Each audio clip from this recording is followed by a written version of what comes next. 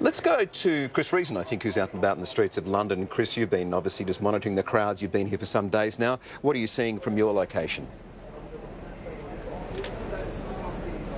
Yeah, good afternoon to you, Michael. Look, it's been interesting working our way up the Mall. We've gone from one end down at Buckingham Palace all the way up here to Admiralty Arch and talking to people, looking at people, watching what their setups are. We've got people on picnic blankets, people on stools, people who brought ladders along, trying to get their vantage points, trying to get their special piece of this moment in history. And look, to be frank, there's a lot of people here who obviously got extreme emotional ties to what's happened this week, and they want to be here to be tributing, paying honour to the passing of Her Majesty. But there are others here as well who just want to take part in this moment in history. They want to see the pageantry involved in this because, to be absolutely blunt, there is no one better putting on a funeral than the British. The ceremonies that are involved here, the precision, the respect, the sheer pageantry. The show today will be possibly better than anything that West End puts on this year.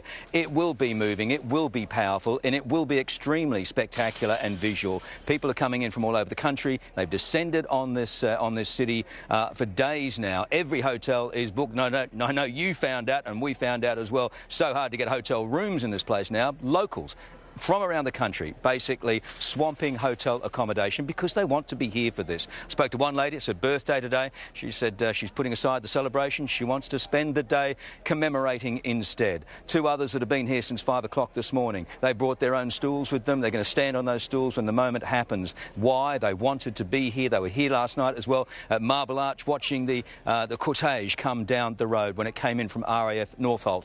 They want to be part of this. They want to be part of this moment. They want to be part of this history, but they also want to share their feelings with other people around them, and they want to just pay their respects to a woman that's meant an awful deal to them and to this country. Chris, impossible on this day not to draw to comparisons from when we last saw a procession like this, and that was obviously the funeral procession of Diana, the princess. I was here covering that, you were here covering that as well. We saw those powerful images of Charles and his sons walking behind Diana's coffin. Today will evoke some of those same memories, and in fact Victoria was just telling me, in fact it's Prince Harry's birthday tomorrow as well, but we will see King Charles with both the princes walking behind the coffin of her mother, their mother. Yeah, that's right. It's going to take us straight back to that moment, isn't it, Michael? 25 years ago, and really all of those images we saw of that day, that was possibly the most powerful. When the coffin came out and that special handwritten card, mummy written on the top, and the princes following along behind. They were stoic, they were composed, they were dignified. We didn't see the same sort of stoicism and dignity in the crowd, I've got to say. People were bawling their eyes out. I have never seen that sort of visceral, emotional reaction to an event, especially in, and forgive me for saying this, but a first world country. I was astonished. I'd lived in London a long time when I saw what was happening. Grown men sobbing in the streets. Such was the shock of that moment when Diana was killed back in '97. Not the same sort of grief this time. Not the same sort of grief at all. People knew, of course, that the Queen was aged, was getting to that stage, had been suffering various medical complaints, particularly back in February, having contracted COVID. There was an expectation that time was coming.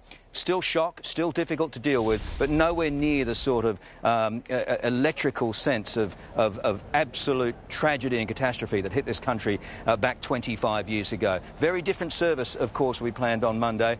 Very different times, far more formal, far less celebrity involvement, if you like. Remember back then we saw Pavarotti, we saw Elton John, we saw Clive James, we saw David Attenborough, a string of celebrity and cultural icons in the congregation that day. It won't be the same for the Queen. There will be far more serious pageantry, serious invitation list, if you like, government representatives, heads of state and dignitaries from around the Commonwealth, particularly in that congregation of 2,000 people. But it's going to be interesting to watch the comparisons today. This will be a bigger event in many ways. I think more people may be here for Monday, and it's historically more significant, perhaps, if I can say that as well.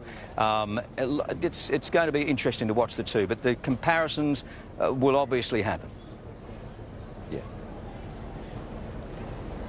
Indeed, they will, Chris. Thank you for that. Maybe just whilst we reflect on that point, Victoria and also Angela, I think there was a point of history lost a little time ago where, in fact, because the Diana's death was so tragic and so sudden, I think I'm correct in saying they had to borrow part of the Queen Mother's funeral plan to put it into place because there wasn't a plan for Diana's death. There wasn't. And they had to borrow a lot of the protocol from that, didn't they? Yeah. And hers was not a state funeral, of course. She did not lie in state. The Queen Mother, before her, had lain in state, and 200,000 people filed past her catafalque and her coffin.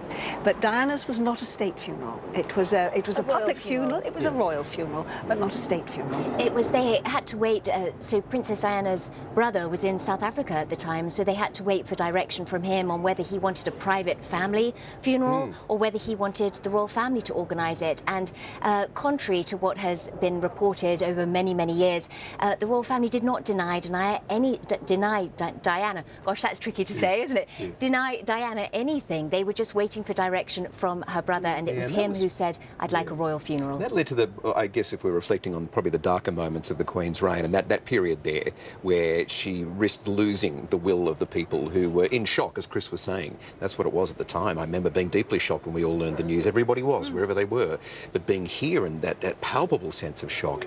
But the royal family were as well, but they were waiting for family instructions. They were waiting for family instructions, Michael, but also I think, and you know, we're sitting here members of the media, but I think part of that mass hysteria was driven by the media. I think now people look back and with the beauty of hindsight, they forgive the Queen and they recognise that I think it was the only time in her entire reign where she chose family over duty. And she recognised in that instant that she was needed far more at Balmoral for her grieving grandsons than she was needed here in London. But actually it was quite remarkable because the day that she arrived back in London, she wasn't quite sure of the type of reception she would receive. But she stopped a few metres short of the gates to Buckingham Palace, stepped out of the car, greeted the mourners that had been there waiting and holding their vigils. And then she gave a national address. It was recorded right behind us, where the doors to Buckingham Palace were flung open and we could see the crowds mingling in the Mall and around the Victoria Memorial. And suddenly everyone got it. They went, right, yes, you are a grandmother, you are our monarch, but you are a grandmother as well. And so, yes, it was a dark time, but it was quickly forgiven. And you remember, I know I certainly do, because I was covering that at the time here, that the press was just saying, you know, where's the Queen? Where's the Queen? Why isn't she coming out here? And as you say, all the family were at Balmoral. And Tiggy Legg-Burke, who was the nanny to the boys, my understanding from her is that, in fact, what happened was that the Queen said, I cannot take those boys out. They are too young. Remember, I think Edward, Prince Harry at the time was 12. He was 12 years was old. And the Queen made the decision that actually the boys should not be put out in that circuit, the media circus, and I'm sorry to say it, but that is what it was. She wanted to protect them from what was going on outside for as long as possible.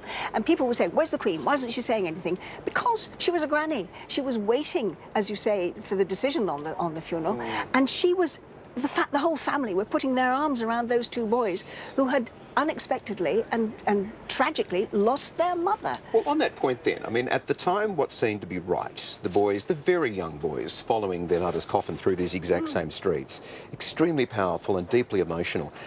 I think it's been analysed since, was that the right thing to do? In fact, was it the wrong thing to do to put the boys in that position and in that spotlight? What do you think about that? Well, again, I am told that what happened the night before the funeral, because William did not want to follow he didn't want to be in that procession following the coffin. And Harry, younger brother Harry, followed his lead. His Royal Highness, the Duke of Edinburgh, their grandfather, said, I am going to walk behind your mother's coffin. Will you join me? And they did. And they both joined him. And they didn't join him until they got down here at Clarence House. That was where they came out and joined him. And I remember, because I was doing the live commentary, and I remember seeing the two, and I've said this before, but I was seeing the two boys come out with their grandfather. And Harry wasn't quite sure what to do. 12 years old, did he? He stood beside his brother with his grandfather and his uncle on the other side, and he looked at everybody else, and all military men will tell you to stand upright. You put your thumb down the seam of your trousers. And I watched him look at them, and he just went like this, and stood up. And I remember saying, that little boy is trying to be so grown up, and that's what he was doing. And I think retrospectively they are pleased that they did do it. But at the time it was emotionally traumatic for those boys to do that. And no doubt, I would imagine, somewhere in their mind today there must be a little bit of an echo of what they experienced 25 years ago as they follow Her Majesty's coffin today.